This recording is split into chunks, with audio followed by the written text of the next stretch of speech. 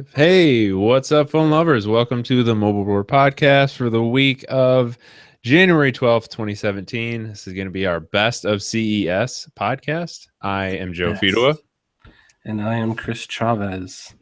And I am Ashley King, and we have a special guest with us today. Oh, yeah. Hey, everybody. Rob Jackson, how's it going? Who's that guy? Who is that guy? You should introduce yourself in case people don't know who you are. That's true. So I am the guy that started Phandroid, and I seldom make it around these parts, but I do go to CES every year, check out all the new stuff. So Chris and I were at CES this year with another Phandroid guest, Hamza, and by the way, sponsored by Honor, who gave us these awesome Honor 6Xs. So we were rolling around CES with those, and we'll chat about those in a minute. But yeah, that's who I am, and that's why I'm here to chat about CES. Cool. Yes. And Chris is a little bit sick still from. Gosh, I was gonna put that as my fail, but maybe we'll talk about it later. Yeah, if Chris vanishes off the screen, it's because he's probably in the bathroom. If that's TMI for you guys.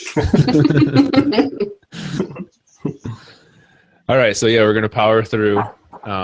So like Rob said, they were at CES. Why don't you start us off with the Honor 6S or 6X? Sorry, Rob. So last year we saw the Honor 5X and that event, and it was small. It was their first launch in the US, and it was really teeny. So it was dudes on hoverboards, by the way. They were dancing around with shiny outfits. It was for like 100 of us. It was like a private show. It's nuts. This year, it was a huge event, and they have announced how many tens of millions of devices they sold. So they did it big this year, and they announced a similar, obviously a similar phone, just with improvements kind of across the board. And we used them for the week. Mine lasted 2.5 days, which was kind of their calling card for the devices. It's going to last at least 1.5 days, but will last over 2 days. And yeah, mine lasted 2.5 days, which I thought was pretty dang impressive. Yeah, that is impressive. Yeah. Especially during CES. Yeah. Yeah. Ours were ours varied, and Hamza was supposed to do it too, and then he kind of effed up because he forgot and was like, "Oh shoot, I charged it." But he got through like an entire day, and he charged it, and it was like still like over 70%. So it's pretty darn good, especially for a budget phone. What's the size of the battery? 3,300. It's like a weird size, 3,300 and something. So 40, I think. Yeah, 40. So you're getting better than you would get with just a standard 3,000, which you find in like all these other phones. So, but a little bit less than the 3,500 you find in phablets. But 1080p display and all that helps with the battery life. And then it's using some kind of crazy Kirin octa-core processor, which is like super low power. But not as laggy as the 5X was last year, which was awful. Which was the Honor 5X or the Nexus 5X? The Honor 5X. The Honor 5X. Don't even bring out the Nexus 5X around Rob. Triggered. I know. I might. He jumped right in. But the 6X, honestly, I love pretty much everything about it. Most about it. It is the old micro USB port. Yeah. But besides that, the fingerprint sensor is super fast. The camera was pretty awesome on both sides, the front and the rear.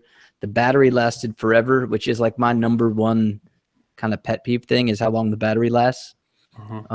Because it seems to me like all the new phones have these amazing new screens that are like 7 billion K that the human eye can't even detect how awesome it is, but yet your phone drains super quick. The software, though, was kind of a little bit of a disappointment. I think that's true for any of the Honor phones, though. Like I used the 5X last year and just wasn't thrilled by it. Yeah. Any of the Chinese phones, really. Yeah. I mean, I wish that they would. If this just had stock Android, it would be freaking amazing. It's going to get better though. Like they announced, what was it? That it's going to get Nougat with EMUI 5.0. I think they said Q2. And that looks way like the notifications are completely stock Android. I think it has like an app drawer. I mean, it's like things go way better in EMU. It's much more Android-like than iOS-like. Yes, like they've gone like back to the drawing board, and it's like, Good. way better, way better. I mean, it kind of reminds me of Samsung when they were at like Galaxy S4, when they were just like super Yeah. customizing everything. And like they wanted it to be Samsung. Yeah. And then as time went on, they started removing features, and realizing that what set them apart wasn't going to be making it look like something that it wasn't. Yeah, they dialed it back a lot. So and so I mean, we have to wait to see how that improves things. But a $250 smartphone and running Android Nougat in a couple of months, it's kind of awesome. And that's the thing, is the price is crazy. And now I think there was that flash sale for $200. Were you about to sneeze, Chris, or was something really interesting just happened? But yeah, I mean, that's the thing, is like some of these. The software could be fixed without having to change the price, is the annoying part. But for $200, it's hard to like get upset about any features that it may not be may perfect or may not about. have. Which we should point out, it's missing NFC, which I honestly have not used in any smartphone. Like I'm trying to think of the last time I used it. Maybe to transfer photos, like every once in a while. But You don't use Android Pay? I thought I was you going to used say, Android like, Pay. if it doesn't have my- NFC, you can't do Android Pay with it. for some reason I don't, and I would like to, but like every time I get to the checkout line and I'm like, oh, they have Android Pay, and I'm like, let me just unlock my phone, and there's people behind me, and I'm like, oh, You start sweating and everything I'm like, slows down. You and get my nervous. You're wallet like, oh is just god, right there. I'm like, I'll just grab my dang wallet. Like, I don't want to be that guy. Like, ooh, I'm gonna use my little smartphone, and I'll just use my credit card. I mean, come on. But there are the nice incentives with Android Pay and stuff. But so that's kind of like a big deal. It could be a big deal to some people to not have an NFC. And then there's also no 5 gigahertz Wi-Fi. Really? They did it last year with the 5X as well. It's kind of these weird little shortcuts that you don't really notice. So odd. Such an odd That thing is very strange to not include. But yeah, it's kind of just missing. You mentioned that flash sale. Didn't they like sell out of that in like less than a half hour or something? Yes. Honor's not putting or giving out like official numbers, but it didn't last very long. They docked it off by $50, so $200 is Hey, for $200, it's an amazing phone. It's almost an impulse buy. And I think anyone, as soon as you pick up the phone, I think that's kind of where you're just like, wow, this is nice. It's like, which I can't really say about last year's 5X. I felt like it was kind of just like a plastic phone wrapped in aluminum foil. But this is legit like iPhone solid aluminum. Like it's super impressive. I mean, they've got that figured out as far as like the whole build quality thing. Feels so premium. Cool. Anything else for the Honor 6X? 6X. Well, we're going to have a bunch of content coming up. Chris is going to do a full review, and we're going to have a bunch of other stuff. I took a bunch of photos and video with it from CES, so I'm going to mix that into a little video to give people a better idea. And so stay tuned to the site for more Honor 6X stuff.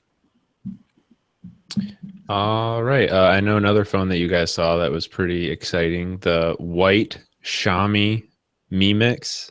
The Mi Mix. Did I say that right? Xiaomi? Yeah. Xiaomi.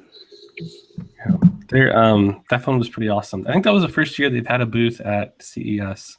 So that was kind of neat to see them there. I'm like, oh, look, they got all this stuff. All these American people are walking around like, where can I buy this? And they're like, sorry, you can't. So we're just... Yeah, there were rumors that they were going to push into the U.S. this year, but Hugo Barra wouldn't confirm in an interview with CNET. So it's kind of weird to see them have a booth and they're not exactly committed to the U.S. Yeah. I thought that was a sure tell sign that they were going to, launch something here. But So I'm really curious, that phone looks really cool, but the thing that I've always thought when I look at it is how does it feel to actually hold a phone that doesn't have any bezels? I mean, it has bezel. It has a bezel on the bottom, and then the bezels are on the side. They're pretty small, but it does this weird optical thing with the glass to kind of make them look less pronounced. And the phone was nice. It was just big. I mean, it's like 6.4 inches or something, 6.3 inches. So it's wide. I mean, you really, like, I'm not used to stretching my hand out that wide to hold I a phone. want one of those phones, but I wouldn't use it as a phone. I want it as an e-reader. Like, it looks amazing to use as just an e-reader device. Yeah, it's so crazy. And there's no earpiece at the top, nothing up top, and it looks so cool. I posted it on Instagram, and then I had people hitting me up, like random people, like, "What is that? That's crazy." Yeah, I mean, it looks so futuristic. It's like a Tony Stark phone. Yeah, it's exciting. I mean, and I feel like smartphone design is kind of just stagnating. And like HTC today, they have another glass smartphone with big bezels. Woo! It's like it's nothing really that special anymore. But that was really, really cool, and I like it. My only problem with that phone was when I was playing around with it, the software was disturbingly like laggy. I don't know what happened with MIUI, but like I don't think I would even try importing that thing because it's so different. It's like a heavily skinned version of Android, and then like you're clicking things and it's all jittery and like nothing is just buttery smooth, and it's just like, I mean, apparently that's not like a focus for them or a priority. So the phone looks nice. I feel like a lot of stuff at CES is always like that. Like they were working on something, they didn't quite get it done in time for CES. That's true. Yeah. So they like tied up loose ends and we're like, here it is. Yeah. And then it ends up being buggy and they're like, oh, well, it's not the final software. Yeah. Software. So, I mean, that's true. That's, to be fair, that's always like a possibility. With the Mi Mix, though, the Mi Mix is like, I think that one's out. You can actually buy it and stuff or import it if you The white one? Well, the white one's the same as the black one. Is, yeah. White, right? Yeah, the black one you can get. I know there's like some YouTubers and stuff that were like, buying them and then immediately selling them. How did that ceramic back feel in your hand? I'm just curious because I've never felt a ceramic phone. It's like it feels glossy and like kind of sticky like a plastic with like the moisture on your hand and stuff. And it's a fingerprint magnet, of course, but like it's nice because it's like so hard. It's almost like a glass, but it's not glass, so it's like it's cool. I actually really like the whole feel of it. Really, really nice. The white color was just amazing. That's definitely the one I would get. It was funny because we were I guess it wasn't press day, but they had their press conference like that morning. And so it was right when CES opened, we went right to Xiaomi. Was literally maybe besides ZTE because ZTE was on the way, but it was the first thing we went to. And we're like, oh, what's this? And it was like, they hadn't announced it at their press conference yet, but it was on the show floor. The show floor just had opened an hour before their press conference was taking place. So they were like, don't tell anybody, don't publish this. Yeah, girl was like, can you guys not publish this for like an hour? And we're like, yeah. What? So we like run back to the press room to get everything prepared. That was funny. So that was interesting, but good time. Nice. And then the other thing they had was that, she wanted to give us a whole booth tour. And of course we were like, if this hasn't been announced yet, like we're going to spend our time here. So she was going through all the Xiaomi like things like, here's a Xiaomi broom. Yeah. They literally do every broom. They had a I don't think it did, but that'd be funny. It was like, it has smart bristles on it. That micro sweep within a sweep. But get an email with your brooming stats. So we were like, no, I think we're going to focus on this. So but they had one other cool thing. Yeah, go ahead. They had a really thin TV, like thinner than a phone. Super thin. That thin? Wow. Yeah. It was very similar to that Sony TV we saw. I think it was last year, where it's like super thin, like at the display. Then it has kind of like a little base on it that's like makes it thicker on the bottom. Yeah. It's like the Droid X. Yeah, I guess it's like that. So they're just like, don't look at the bottom half. Just look at the top half. It's so. Yeah, it was weird. Like I wrote the post for it, and one of the things I wrote was like, unless you're buying a CRTV, like, or a CRT TV, does it really matter how thick your TV is? Like, I mean, all widescreen TVs are pretty dang thin. People want to get them so that they look like they're set in the wall these days.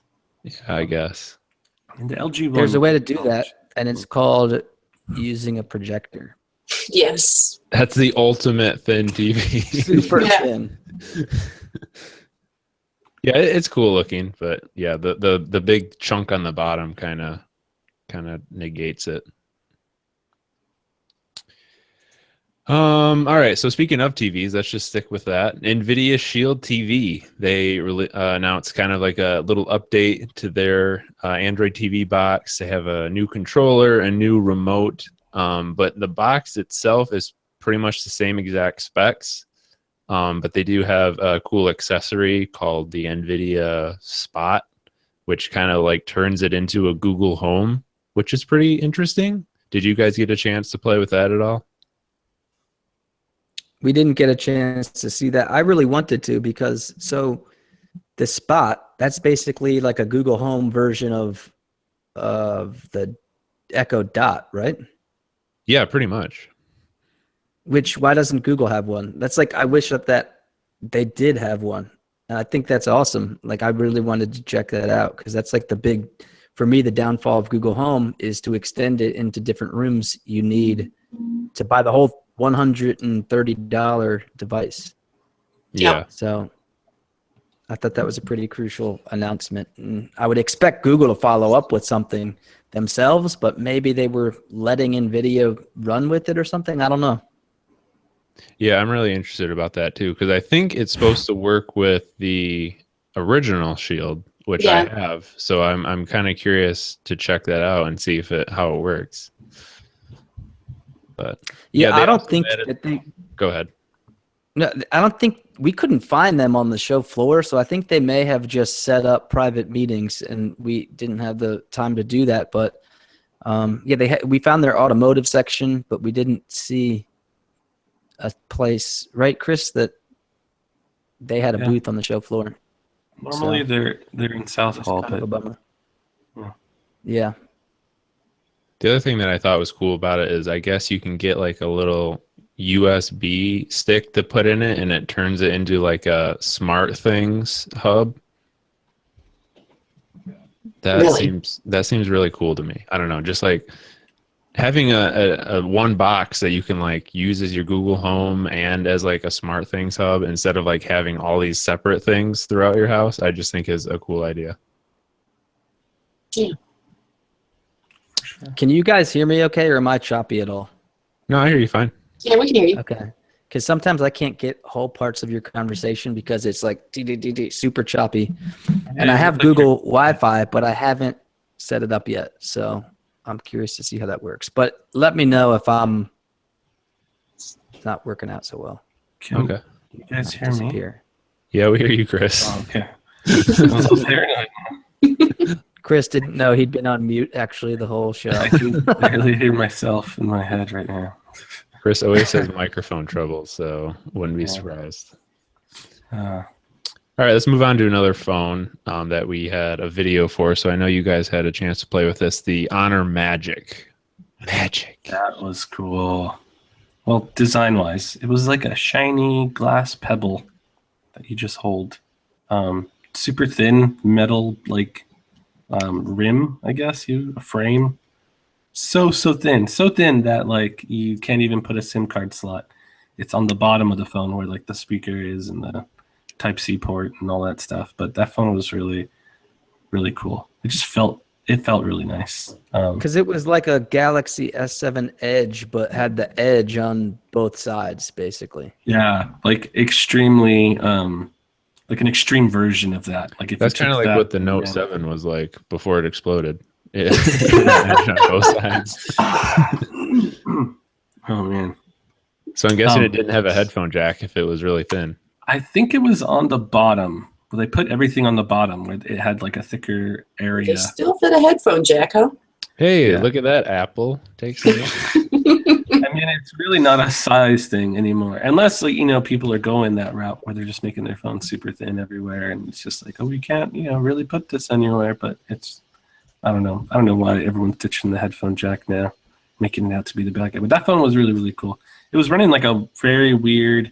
Apparently, it's a prototype, but like, I don't know. These Chinese OEMs are doing a lot of that now. They're like, this is a prototype phone because it looks so crazy, but you can pre-order it if you want, and it's going to come out like in next month. And you're like, oh, okay.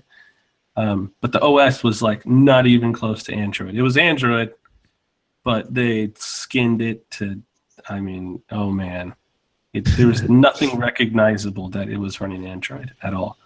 And apparently, I mean, according to the news yesterday, like Google is kind of putting their foot down as far as like OEMs and what they can do in the notification area. with the notification areas. And this phone, when you pull down the notifications, it's not notifications. You pull it down and it's like widgets to see like how far you've walked and all these other full screen widgets. So yeah, I was like, oh, they're taking aim, I think, at this phone, or all these other weird UIs that are kind of going. Any Chinese phone that I've seen has always had a weird notification shade. Yeah, the Le Pro, Echo. Yeah. I forget even how they did it, but like everything about that phone is different. But like it's interesting that Google's just kind of like stopped messing around with their notifications. This is the best thing that we got going on in Android. Don't mess with it. But For sure. the Magic was cool. It was very, very cool. I would like to see it come out, but just with like regular EMUI, none of this weird, crazy Magic UI. They called it something weird too. It was like, It's got to be bad if you're like, I wish it just had regular. I know. Yeah. Had nobody ever. Yeah. Wow. Just wish it was running EMUI. All right, well, we'll stick with another phone that you guys got a chance to use on video. ZTE Blade V8 Pro. Pro, yeah. What a name. It's a long name. Don't forget the Pro. It's like Street Fighter 2 Championship Edition. Turbo Edition, Turbo. It's a very lengthy name. That phone was actually pretty darn cool. Super cheap. I think it was like $280 or something when it's coming out. I think it's $230 actually. Oh, $230. Yeah. Wow. So, I feel like ZTE's been on fire lately. The Axon 7 is a really great phone. It's actually what I'm using now. So yeah, they have like the Axon, what is it, Mini, which was like too many compromises. The processor was kind of whatever, and this and that. Well, isn't that phone like $100 or something? I mean, it's like ridiculously cheap. Oh, I'm not sure about the Mini. The Mini. I do know it's like super affordable, and this is still pretty darn affordable. But like, you get much better specs. Snapdragon 652 processor. The display is really nice and like vibrant, and the UI is definitely doable. I'm not sure what it looks like on the Axon 7. if it's the same one that they have on the Axon 7 on the Blade V8 Pro, it's actually pretty close to stock. Yeah, it seemed very near stock. I mean, it's kind of like a different theme, tiny, small little tweaks here and there, but nothing that really takes away. I think the biggest change is in the settings, and pretty much the rest of it, like if you put a custom launcher on it, it's like using stock Android. You're good. And yeah, we were playing around with that phone, and that was actually really fun to mess around with. And that one had a dual camera system on the back too, so I feel like that's similar to the Honor in some ways, 13 megapixels or so, and with dual cameras. It's just interesting that the back of the phone was like a silicone rubbery finish, which is nice because the phone won't slip around, but it was just like, kind of made it feel a little bit cheaper than it was. The metal frame around the sides was nice though, very premium-ish, but just a weird rubber back. But that phone was really, really nice. Is that another phone that's not going to be coming to the US? I believe they are launching that one here. Are they? It's what about? I don't think you mentioned for the Magic. Oh, the Magic? No. They said it's China only for now. Okay. They have no plans to bring it here. I kind of feel like maybe because a lot of times with Honor phones or like those types of Huawei phones and stuff, sometimes you see them like launch in China early, and then eventually they bring them here as like they rebrand them as like the Honor 8, which I believe was like the Honor 6 in China or something. I can't remember, but so the Magic. I'm crossing my fingers. Maybe the Magic will be the Honor like 9 here, like in a couple of months. But yeah, who knows? All right, another phone, Kodak, 21 megapixel camera phone, retro. Yeah, that I know was. Rob liked this phone. I think it was Rob, right? Yep. Yeah, he I loved it just because it was so cool and unique, and the camera lens on the back was like super large, which made it just feel more like a camera, and it also looked really cool. Whether or not the photos it takes are better than the Google Pixel or any other phone, I'm not sure. And I'd also be really nervous about putting it down on a counter, like face down. Oh, yeah. So as much as I liked it, I don't think I would buy it. And putting it, they had like a special case for it that was like a camera, more like a camera case than a phone case, which was kind of annoying because I use my phone every like 2 seconds, it seems. So getting it out would be a hassle. But in terms of like looking at it, it was to me like super beautiful and nostalgic. And I loved almost everything about it, just not enough to use it as like a daily driver. I was surprised because the guy was going on. I was listening as Rob was like editing the video with his hands on or whatever, and the guy was going on and on about it's got like full manual controls for everything you could possibly do. I was super surprised. I thought they were just going to slap a Kodak name on it, 20 megapixel camera, and then like call it a day. But like the software, the guy was like going in depth about, and it was like full on manual controls for just about everything. It seemed pretty cool as far as that's concerned. Is it better than the Galaxy camera, Rob? I was going to say the design of it reminded me of the Galaxy camera. I know It doesn't Rob have the loves zoom. I'm mad at Rob Samsung. Rob was all about the zoom. Honestly, I wish that DSLRs or something, there should be, oh my God, you're going to get me on a whole nother tangent. Every year, yes, we're sitting there, and he's like, "I just wish someone would make another Galaxy." Like every year, it's the funniest thing. He always goes on about it. It's so ridiculous that from a DSLR, you cannot easily just like upload stuff to Google Drive or post it in Slack or anything. And that's what was so beautiful about the Galaxy camera is you had all your apps on it that you have on all your phones. So you could just copy and drop, and I don't know. It's shocking to me that DSLRs don't have that. Yeah, It is weird. Like they only made one of those, Samsung, right? Like just the one version. They never made another I think one. they made two for Two 2 years. versions? And they also had like bigger cameras, but those didn't get so popular. yeah. But yeah, as far as I know, they haven't made one for 4 years or so now. And like people always use the argument, like, well, you know, there's a lot of times these like like my Sony one or like Nokia, sometimes they have Wi-Fi built in, but then you got to transfer those to your phone and then use your phone. It's like it's acting as a middleman. Yeah. And then for my Sony one, it's kind of annoying because ever since Nougat, the stupid Sony app doesn't even work anymore. It just force closes. So I'm like, I can't transfer it. I can't do anything now.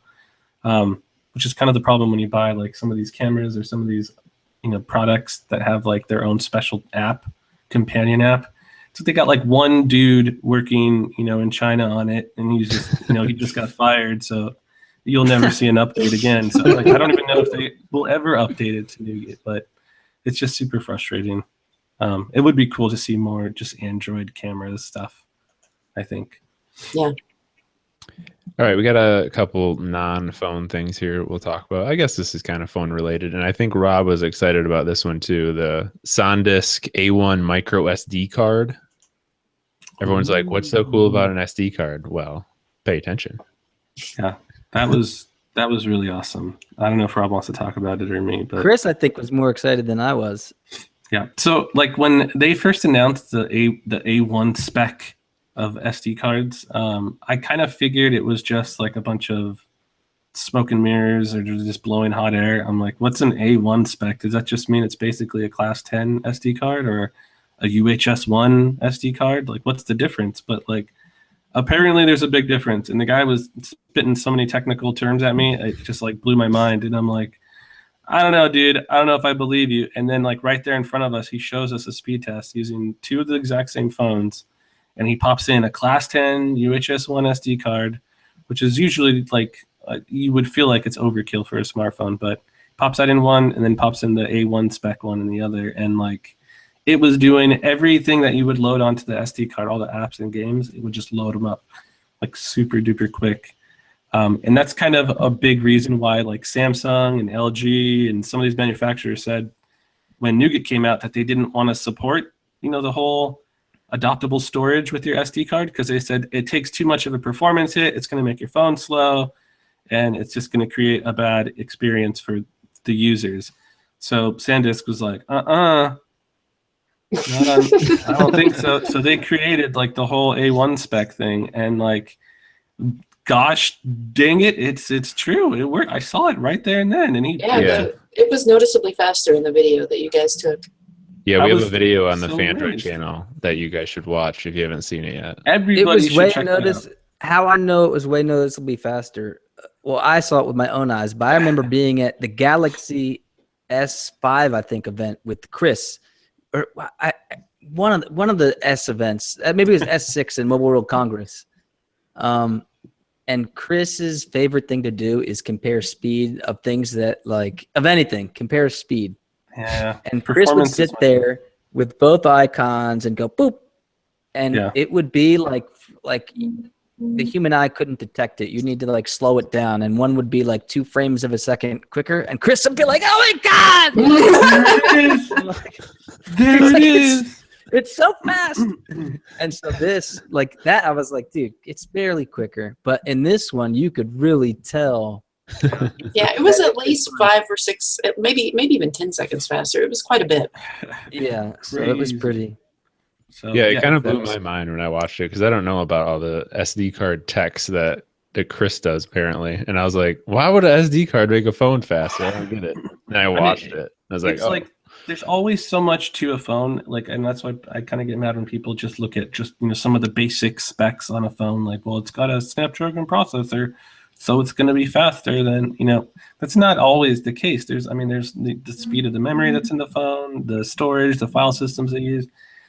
There's all these other little things that go into performance of your smartphone, and it's cool when you can see something I'm 100% buying one of these because I need to. I've just been using my old SD cards and popping them in and kind of using them as adaptable storage or whatever. But after seeing the whole A1 spec, hopefully more manufacturers will include that option on their phones, because it does kind of suck that Samsung and LG just kind of removed it from Nougat. It's pretty dumb. The difference is the card right now costs $200, so you're paying for a few seconds of speed. I expect those prices will come down, and Amazon always has their micro SD card sales where it's half off.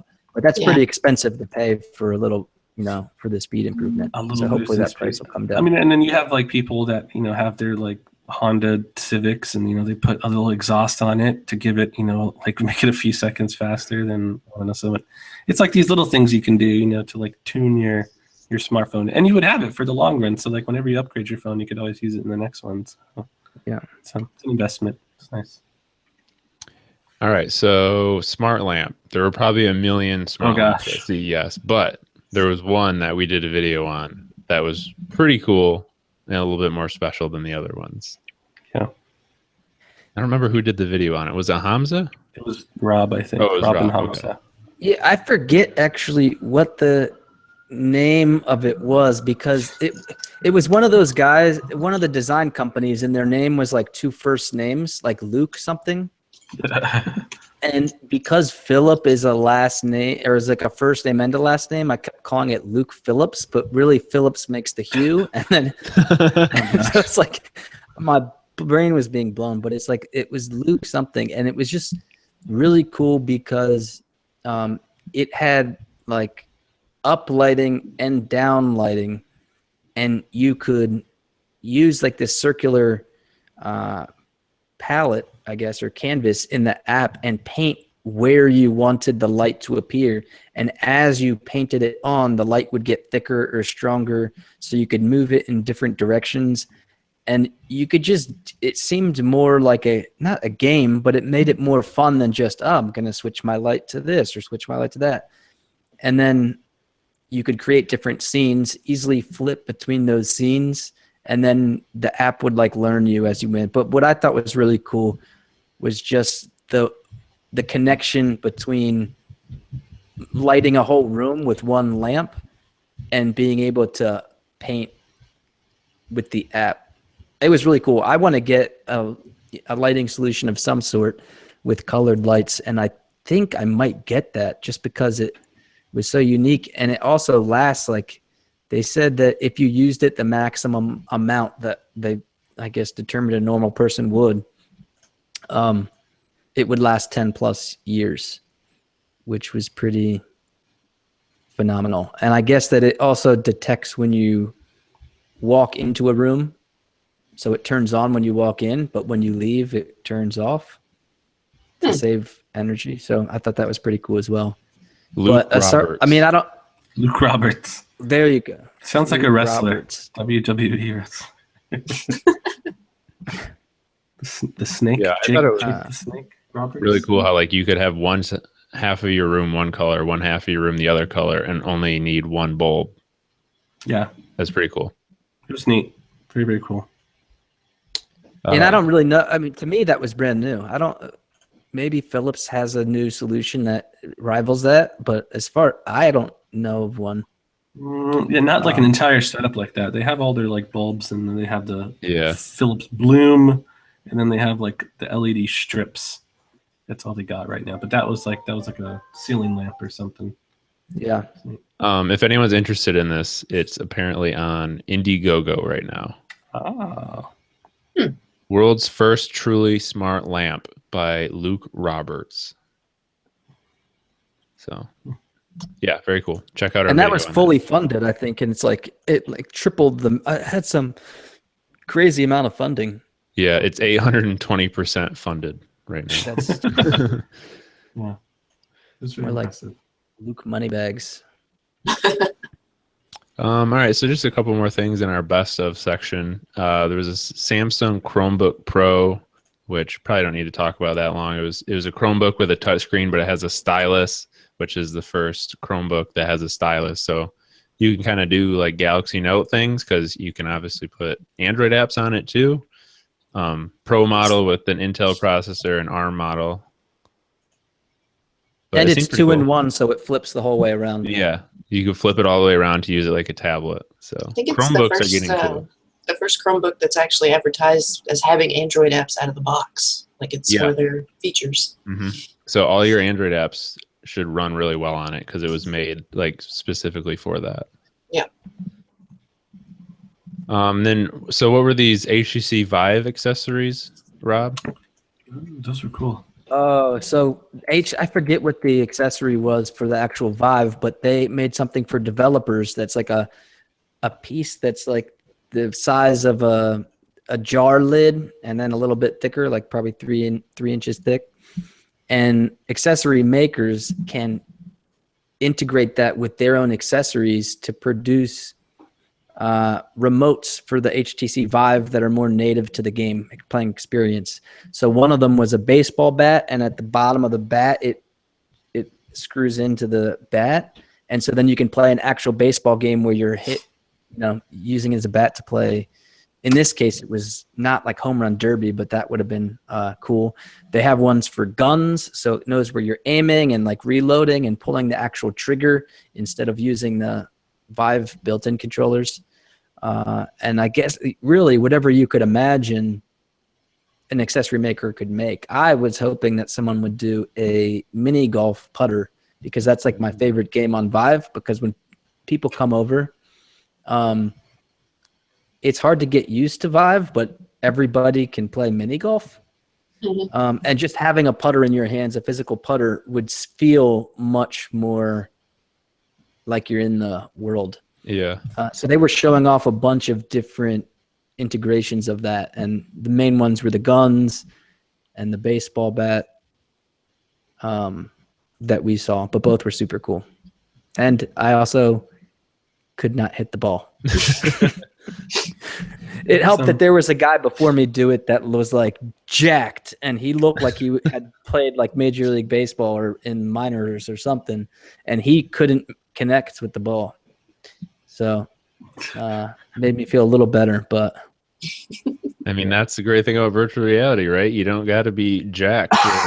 You can play whatever sport you want. so But you it was gotta actually hit the ball, it was though. really cool because what they did was they detected specific pitches from real Major League Baseball players, and then those were the pitches in the real game. So say that some amazing pitcher in Major League Baseball, you were actually facing them with pitches that they really pitched in real games at the real speeds. So rather than this being a consumer product, it was more for it's kind of like they described it as Moneyball, like the next version of Moneyball, where you can have your guys hit against virtual pitchers, determine who would be able to hit best against them, and then put them in your lineup. So it makes me feel less bad that I struck out against a real major league pitcher. But Yeah. it didn't feel great. I think you tapped it once. It hit it, but it was I a did. foul ball. Thank you for noticing, Chris. It's so sweet of you. I was taking lots of pictures, and it was like, It was a foul ball. It was like, please don't humiliate us further for Phandroid. Hey, that's And a also, foul while ball we're on the against Vive a thing, pro pitcher. there was also I don't think Chris saw this, but it was a vending machine that you could have the Vive in the vending machine, basically at your place of business, and they were showing it for business to business opportunities. But you basically waved like your card on the machine, and then it would dispense the controllers for you to grab, and it was really cool. It was like a way for a business to make money off of having the Vive. Just like a regular arcade, but in this case, it was virtual reality. And it was like a big, tall object with a screen so other people around could see what was going on, and then like wings that would have the 2 ports that shine the infrared signals.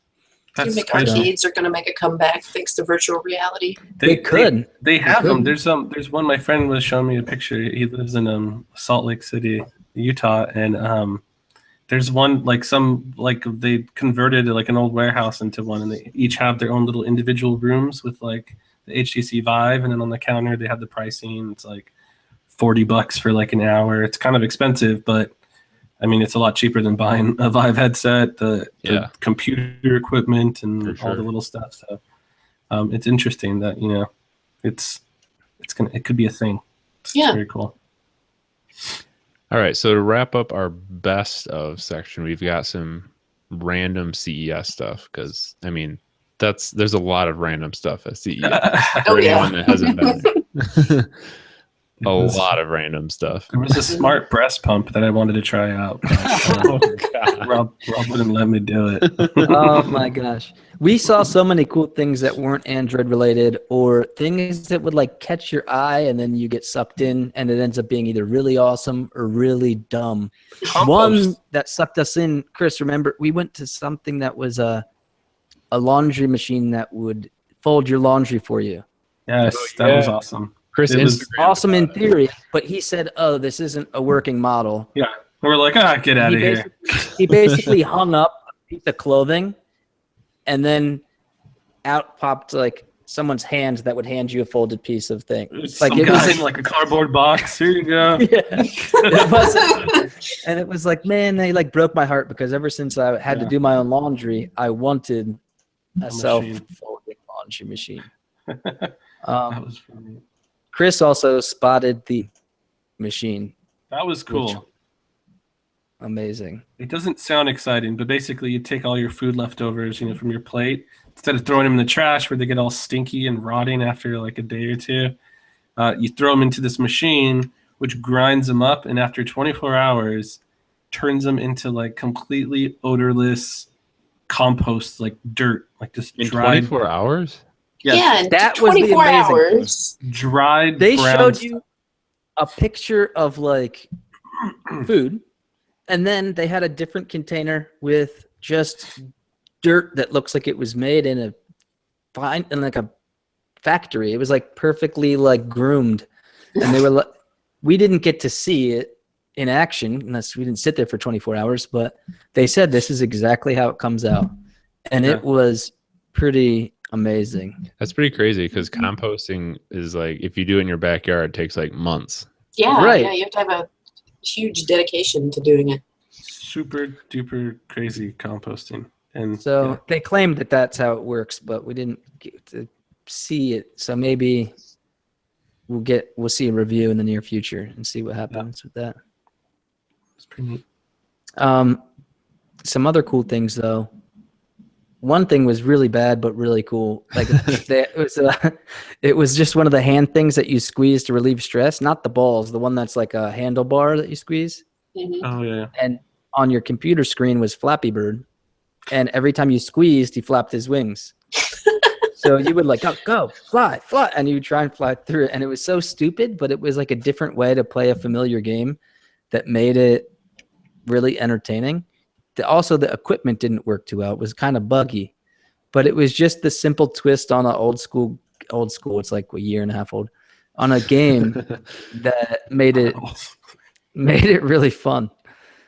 I don't know. That was cool. There was a drone with a gimbal that was like that big, and the drone itself was like that big, which was pretty cool. So I'd like to see video from that which is going on sale pretty soon. Yeah, there's tons of drones. Everything was smart and everything was drones, I feel like. Everything was smart. And another thing I've wanted forever is a self-mowing lawnmower, which it was LG that had that with all their different bots that they had. And I know that they exist already. They're like Roombas for your yard. Yeah. Most of them can't go at an incline of more than like 5 or 10 degrees, which renders it useless for most yards unless you live in Iowa or something. But this one looked like the real deal. And that would be such a game changer because it's like you don't need to, it never needs to really mow your lawn. It just randomly goes out and about and just shaves like a little fraction of an inch off like throughout the day, every day, so that your lawn always stays perfectly groomed. How big was it? How big was it? Probably like 3 feet by 2 feet. That's pretty My question is, if this thing just goes out in your yard, like, how do you keep someone from coming and stealing your self-mowable I would hope lawnmower? it would have like a battle bot thing. You just sit out there on the porch and watch your lawnmower mow the yard so it doesn't get stolen. Well, you have a security guard bot that protects it. Yeah. It's LG's ecosystem. Their robot security guard, and then you have your little lawnmower. Gun turret. Smart armed guard. Yeah.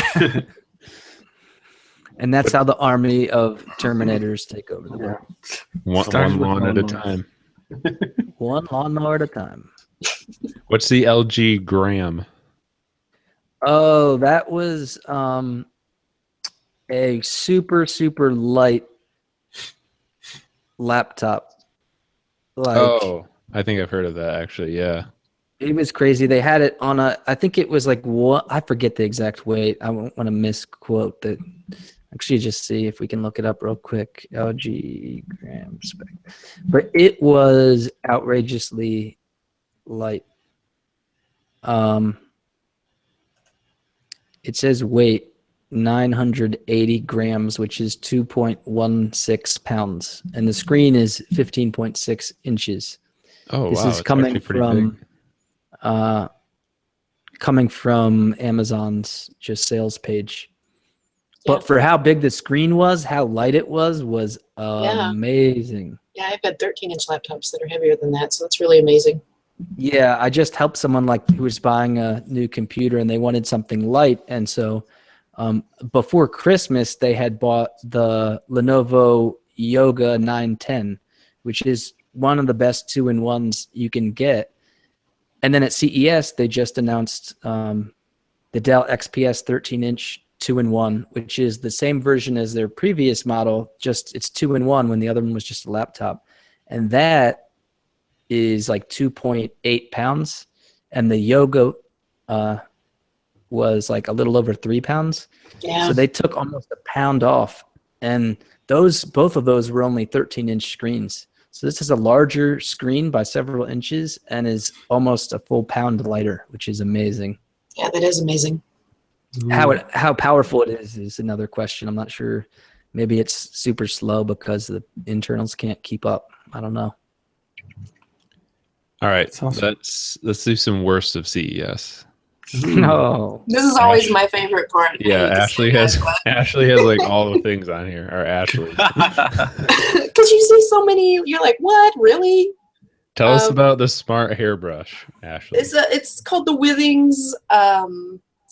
It's got an official name, but it's a smart hairbrush. It tells you if you're brushing your hair too hard, like if you're breaking your hair. Yes. We need to be told that. I don't know, but it's a thing that exists at CES and was shown off this year.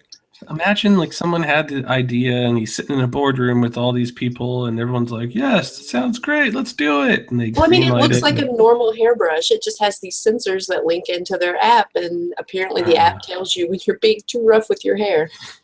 I think that we could make a spoof video of that, like an executive boardroom where they're discussing what the next great product they should make could be. And they're all like, let's name great things that aren't smart yet. And they're like, hairbrush. Someone else is like, a cane. And actually, we saw smart cane. That's we did see a smart cane. And like, it's literally like they're just going through the dictionary and putting the word smart in front of everything. And like, would that work? Yeah. Yeah, that's pretty much yeah, what we you see saw at that CES. hairbrush. I couldn't really understand what the purpose in it was. If you're brushing too hard, it's a real problem affecting millions of people every day. Maybe for models who have to have picture perfect hair and like maintain, yeah, sure, but an everyday person, maybe not quite so much. It's like a black and white infomercial. Are you brushing your hair too hard? Some guy bleeding because he just can't stop brushing. Red cross.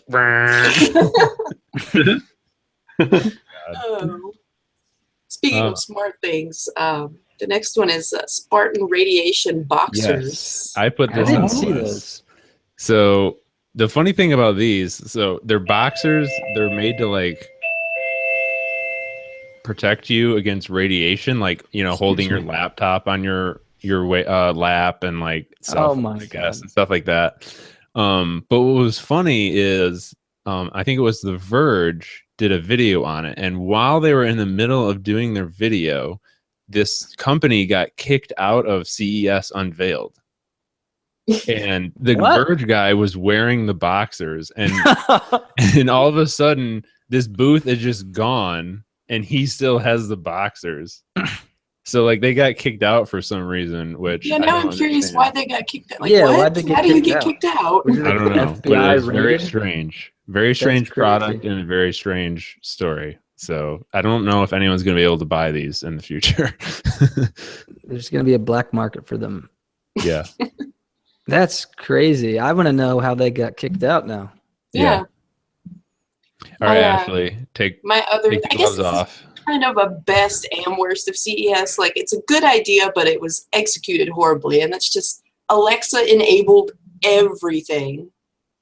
Like, we saw refrigerators, washers, dryers, cars, robots, earbuds. Everything had Alexa integration, and that's great for Amazon.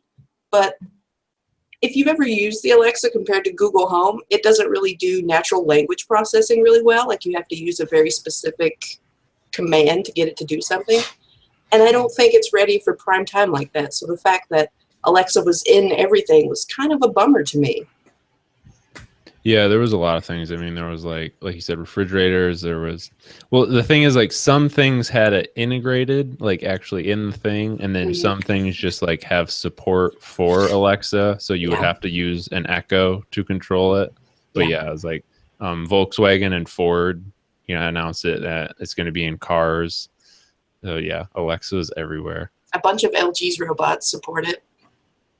Yeah, it's crazy. There's the Huawei Mate 9 is like the first Android phone. That was I to saw have that. Alexa as well. So CES crazy. 2018, Withings smart hairbrush announces Alexa support.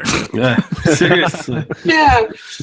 I wouldn't be surprised. I would not be surprised. I mean, smart home probably is the future for humanity, but I just don't feel like Alexa is it until they get more natural language processing going. All right, so we have one little quick non-CES thing to talk about. Some new phones were announced by HTC today. HTC Ultra, HTC U Ultra, HTC U Play. The Ultra is a phablet, 5.7-inch display, and it has a second screen like the V20, which is interesting. Did not expect that. Who would have thought that was a thing? And then the Play is like just like a smaller mid-range version, has like a MediaTek processor. So, and not like terribly interesting phones, but the phablet is probably the more interesting one. Yeah. I mean, it looks nice. It's all glass. It's in It's kind of like a Samsung phone with an LG second display. It's weird. It's kind of weird to see. I don't know what HTC's thought process is, but I mean, I guess if Samsung's so successful, why not copy them? That was kind of the idea behind, what was it, the HTC A9 or whatever. Yeah. But yeah, they look cool. I'll give them that. But a lot of people are freaking out because they're thinking that these are their flagship devices for this year, and they're not. No. These are just sort of like these little off things for now. So they'll have another phone that's like a successor to the HTC 10 later this year. And I'm not sure about the Play, but the U Ultra, at least we were talking about before, doesn't have a 3.5 millimeter headset Oh jack. yeah, it's another. Is that true? I didn't even notice that. It's no, they ditched it. They did it. Oh man. Dang it. So hopefully they don't make this mistake for like the HTC 11 or. I think we already know what's going to happen. Just one more year. That's all we need. One more year with the 3.5 jack. Don't get rid of it. Okay, wins and fails of the week. So my win is going to be VR shoes. I thought it was going to be a fail before I saw those. Yeah. And they look like corrective shoes for people that have like multiple sclerosis or something. They're not the most attractive looking thing. Yeah. But as I said in the article, it's not about how you look in the real world when you're playing VR. Because you look kind of silly. It's what your avatar looks like. Yeah. But I thought it was cool because one of my friends has the Oculus Rift and he just got the new hand controllers. And so I've played with that a lot. And one of the things in VR is it's so hard to move around. Like you have to use the teleporting a lot. And like it's basically like you're paralyzed from the waist down. I mean, you can't do anything. It's just your arms and your head. And so it was kind of cool to see someone like trying to solve that problem of like making it easier to move in VR, because there's been things where there are like giant, like almost like a treadmill that you could use, but this was something like you could put actually in your living room. It's just something you put on your feet and you move your feet up and down to walk, and you can like kick and stuff like that. So I don't know if this product specifically is ever gonna like become popular and mainstream, but I thought it was cool that someone is actually like working on that and making that experience better in VR. Fair enough. Yeah. My fail is going to be just in general, fridges with giant touchscreens, I think are really stupid. Yeah. Okay. I just don't want. I mean, there was a LG fridge that had a 29-inch touchscreen on the front. It just seems so unnecessary to me. It's kind of along the lines of having Alexa in a fridge. It's just, I don't know. It seems what like do you do? every year they add new things to refrigerators. Like last year, you and I were riffing on putting cameras in refrigerators to see what's inside of them. Yeah, that's still kind of a thing. Someone actually had it was like a third-party thing where you can put a little webcam in there and like stick it onto the drawer, and it tells you, and at any time you can open up your phone and see exactly what's in your fridge. But I'm like, I don't know if that really shows you everything. Yeah. Shows you like one shelf in your fridge. Yeah, like it's, I mean, I know it's wide angle, but yeah, you got to have like all these cameras checking out all the little. I mean, fridges ideally last a while.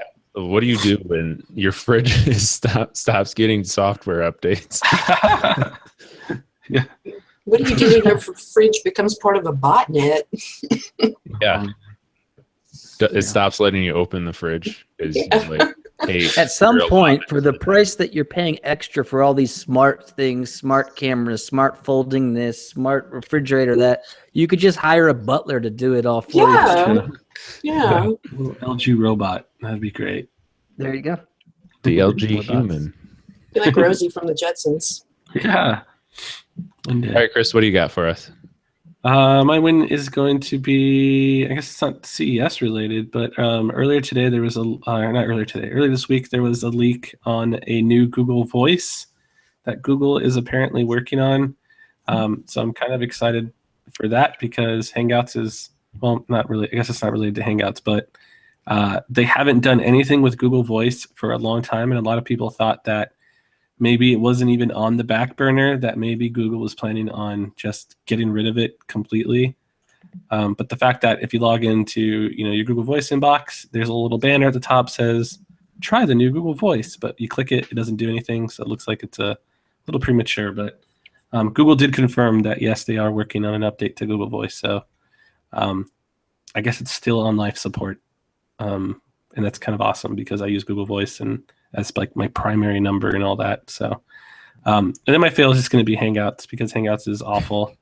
Over the weekend during CES, I was trying to send a 6-second video of me hitting Hamza in the balls with a phone box, and I couldn't do it. I was trying to send it to like all these different chats, and it was only 6 seconds. It was a 6-second video, and it just kept failing. So it's like it wasn't until it was like the next day that it finally went through. So Hangouts is just awful. They need to get their stuff together, or just yeah, get your stuff together. Get your stuff together. Ashley? My win for CES is going to be Razer's Project Valerie. It is a 3-screen laptop. Like it looks like a normal Razer Blade laptop, but when you open it up, it has these screens that fold out, so you get 3 screens. And they're all, aren't they all like 4K or some ridiculous resolution? Are you serious? That's, holy cow. I mean, the prototype that they had at CES, they confirmed was like a non-working prototype. Like it wasn't actually working. But the big thing about this is they had 2 prototypes that were stolen from their booth. Which is nuts because we were there and they were behind glass. They had them on like a podium behind like the plexiglass and like, I mean, and there's people everywhere walking around working at Razer. So I'm trying to figure out. So basically someone like Tom Cruise in from the I don't get it. It doesn't make any sense. How the heck did someone could run away with that thing? Razer's CEO posted the news on Facebook to let people know that it had been stolen. And I think they're offering a $25,000 reward if anybody has any information relating to recovering those 2. So if you know who took it, you get some money. I'm sure the guy who took it is probably like just going to show up. Hey, I found this. And I found these in the dumpster. Do they belong to you? It's so great if you guys saw someone just blogging in the press room on it. Like, hey, this is so awesome. All right, looks like Rob's got a bunch of wins and fails here. All right, because none of them really make sense fully. So, but the LG wallpaper TV, I guess it was the LGW something, to me was amazing because it was literally like as thin as a dime and also had like it could curve. It was pretty amazing. Looked really cool, but then it's also a fail because at the bottom there's this like humongous base. Yeah. It's just like, what the heck is the point of being so thin when then your eyes are distracted by the beauty of the TV because you've got this huge clump of metal sitting on the ground. Yeah. So I mean, I guess you have to get a shelf for it or something to put your giant speaker right, on. But then if you have a shelf for it, then what's the point in it being so thin? It's just I don't think we'll ever get there to where it's just going to be pure TV, thin I don't TV. know. So that was a win, but also a bit of a fail. Also, 2 other things. Another win. Self-driving cars, BMWs. Because I test drove it for the first time. It was pretty amazing. So I love that experience. It was really surreal to like not have to pay attention to the pedals or like looking around and stuff. But that was really awesome and kind of changes your perspective on the future of driving after you're able to test drive it. And then actually the super biggest fail of all of CES, in my opinion, was a portable version of HTC Vive. So you did not need to be tethered to anything. Yes, that's why I haven't bought one yet. The problem is all it was a backpack with the computer in it. Oh, seriously? So it was just this humongous like 10-pound backpack that like you'd walk around with and it's connected to your head. So I appreciate the idea, but it was pretty crappy. Yeah, I'm waiting for someone to do the same thing, but it's like a helmet and they put all the computer internals in this giant helmet and you're walking around like Spaceballs, like all the stuff in there. That's too funny. All right, real quick run through our app picks. Mine is just an app called 1600, and it's an app by the White House, and all it is you put a $1 bill on your table, and then you open up this app and you scan the bill, and then it in AR, it puts like a 3D model of the White House on top of your bill. Whoa. And there's like some cool animations going around and like there's a narrator that tells you some stuff about it, but just kind of a neat app. It's an official like White House app? Yeah, official White House app. So is it going to be narrated by Donald Trump soon? Eventually? Chris, what's your app pick? Moving on. My app pick is going to be what's it? Oh, I had it. It's Always on AMOLED. So Always on AMOLED, I think I talked about it a long time ago. But that was back when it was in beta. But now it's actually pretty darn amazing. Basically, it puts the always on display of like the Galaxy S7, that feature, on any AMOLED phone. So when your phone is off, you can have it so that it only comes on when you like plug it in or charge your phone, and then it comes on. But it shows you like your most recent notification all spelled out, so you can. It's actually better than Samsung's implementation, and then the icons and it supports way more icons than Samsung's does. Has the battery drain gotten better? Because I used it when it was in beta, and it drained battery quite a bit. And I don't use it when I'm not plugged in. So I only use it when I'm plugged in and charging. So that's kind of my thing with it, which is kind of nice because usually throughout the day I have my phone plugged in and just chilling on my table, my coffee table or my desk, and I can always see the time. I can see the notifications, and they're always there. And to help with the whole burn-in issue, it slightly moves, it moves around the screen all around, so you don't get the burn-in stuff, which is really nice too. So it just looks so polished and so nice. I feel like it's a must for every phone, especially the Pixel. You guys have a Pixel or an HTC One or HTC 3T or not HTC 3T. OnePlus 3T. All these things are getting all jumbled up. It's all that codeine I've been taking lately. It's all brains all. I'm all loopy now. Yeah, so that's it. Always on AMOLED. It's free on the Google Play Store. Cool. Ashley? I'm kind of on the fence about mine because I'm not sure if it works. So I was curious about your guys' opinions. It's called Touchscreen Repair, and it's supposed to help reduce lag between touches. Yeah. I used it on a 2015 tablet that I have. It's just an old Dell, but it's got a kind of crappy processor in it. I think it's an Intel Atom something. So I was like, what can I do to reduce these touch lag inputs? So I downloaded this and I ran it on the tablet. It takes 3 samples of your touch inputs, and the app says that it combines those samples and recalibrates your phone to use a uniform touch input response time. I don't know if it can do that. I feel like it made my tablet faster, but then I did it on my Axon 7, which has a better processor, and noticed nothing. So I think it's a placebo thing. Yeah, I'm curious. A hell of a drug. My thing is that with Android, I don't think without root, if it required root permissions, then I'd say sure, because with root you can do all kinds of crazy stuff. But the fact that it doesn't ask for root, I don't think there's any way to configure anything regarding touch input lag or touch input calibrating it to make it more accurate or anything like that. So I want to say it's placebo 100%. But the reviews, it's almost got a freaking that's five. That's why I was so curious about it. I was like, does this really work? Because my tablet was laggy, and I feel like now that I've run it, it isn't. But I don't know. It's got to be placebo. Maybe our listeners can download it and let us know if it works for them. Yeah, I don't think there's any way it can actually do what it's trying to say it does. But I mean, there already are a few applications in the Google Play Store that are really well reviewed that claim to do some remarkable things. So I might email the developer and see if he can give me a better explanation of what this app is supposed to do. Because I'm really I would curious. That would make a good article if you can determine one way or the other. If it does work, then verify and suggest it. If it doesn't, then that I think is something people would want to know too. Yeah, I feel like there was some other application that back in the day. I'm trying to think of what it was, but like there's all kinds of ones where it's like speed boosters and RAM cleaners and all these other weird ones that don't do anything. There was one I downloaded just for kicks, and it was just like pretending like it was doing all these, like it was analyzing my phone, and then it was like your phone should now be 30.2 times faster, and it was like, you guys didn't do anything. You guys are lying. So yeah, I think it's placebo. Rob, what do you got? So it's not an well, it is an app, Google Drive, but there's a widget. If you look through your widgets, Oh yeah. that will it's just more like a quick icon. You tap it and it opens up a scanner. You can scan a document and it will automatically save into a Google Drive folder you've pre-selected.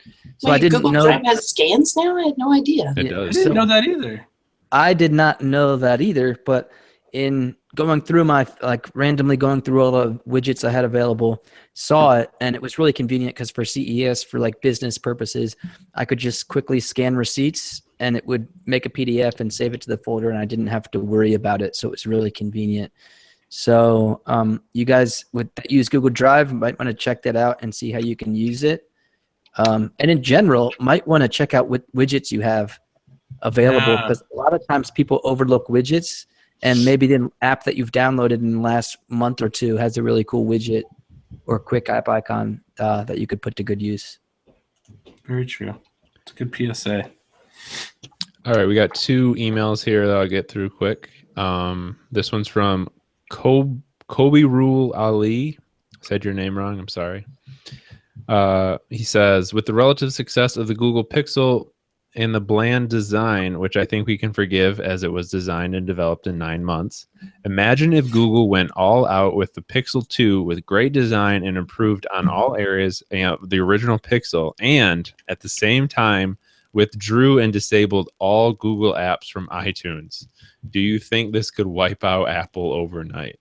No, Yeah, no. it's not gonna. It's not gonna touch Apple. Gonna be a big old fat no. I think they would make a lot of people very upset if they Yeah. I think it would piss off a lot of people, but Google doesn't have that pull yet at all. And And really, I don't like- think Google would do that because I mean, They're they're a all about- services company. They want to reach as many people as they can. Of course, they want you on their OS, but if they can get you using their products on iOS, that's just as good. Just as good. Yeah. think about how many people would be in a lot of trouble that use Gmail on their iPhone and rely on it for work. They wouldn't Yeah. have Gmail and they would be furious. There are a lot of And- workplaces that rely on Gmail for work too. Yeah, so I don't see that happening anytime soon. Second question is from Tony Levi. I probably said that wrong too. Sorry. He says, I have sort of an unusual question for you. Uh-oh. Over the years, we've seen so many news and stuff happening around Android and a lot of great phones. My question is, how much more do you think Android and the phones could be improved?